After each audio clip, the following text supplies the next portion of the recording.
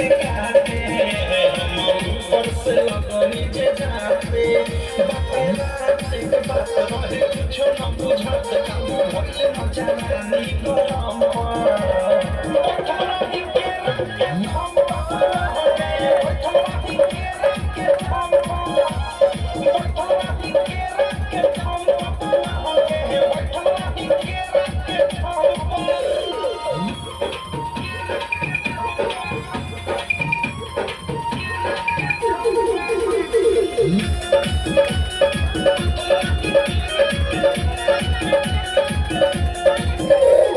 लगले जे हाथे कह देनी साथे किया की जवानी के लहक गइले बा